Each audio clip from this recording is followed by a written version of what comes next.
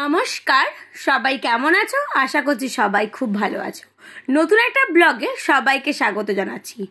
আচ্ছা, তোমরাই বলো তো, যদি অনেক দিন ধরে কিছু প্ল্যান করে রাখো, মানে কোথাও ঘুরতে যাবে বা কোনো জায়গায় যাবে, সেটা কি হয় পূরণ? আমি এবার তোমাদেরকে বলি, আমি যতবারই প্ল্যান করেছি অনেক দিন আগে যে কোথাও যাব, সেটা না কোনোদিনই কিন্তু হয় না। কিন্তু হুট করে যেটা প্ল্যান করি সেটা কিন্তু চটজলদি কিন্তু পূরণ হয়ে যায়। তোমাদের সাথে কি এরকম ঘটে? আমার সাথে কিন্তু এরকমই ঘটে। যাই হোক, এবার তোমাদেরকে বলি কেন এই কথাটা বললাম। কারণ আমি যখনই প্ল্যান করি হুট করে, তখনই কিন্তু হয়ে যায়। যেরকম আগের দিন রাত্রিবেলায় প্ল্যান করেছিলাম যে দক্ষিণেশ্বর যাব, দেখো পরের দিন সকালবেলায় কিন্তু দক্ষিণেশ্বর আমরা কিন্তু বেরিয়ে পড়েছি যাওয়ার উদ্দেশ্যে। কিন্তু আগে থেকে যেটা ভাবি সেটা কিন্তু একদমই হয় না। সকালবেলা উঠে কিন্তু আমরা চলে গেলাম, বেশি সকালে না, ওই 8টা বাজে তখন। অনেকটা সকালে ভেবেছিলাম ওই 6টা 5টা করে বেরোবো, কিন্তু সেটা আর হয়ে ওঠেনি।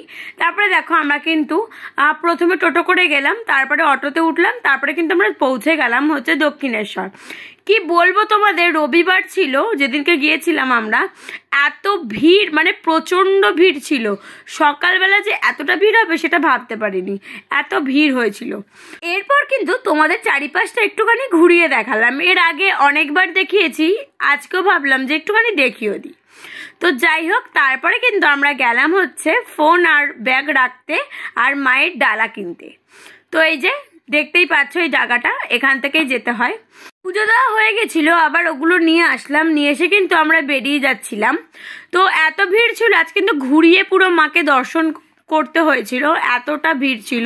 সকালটা বেশ সুন্দরই কাটলো, মায়ের দর্শন করে কিন্তু মনটা আরো ভালো হয়ে গেল। যাই হোক, বাড়ি চলে এলাম।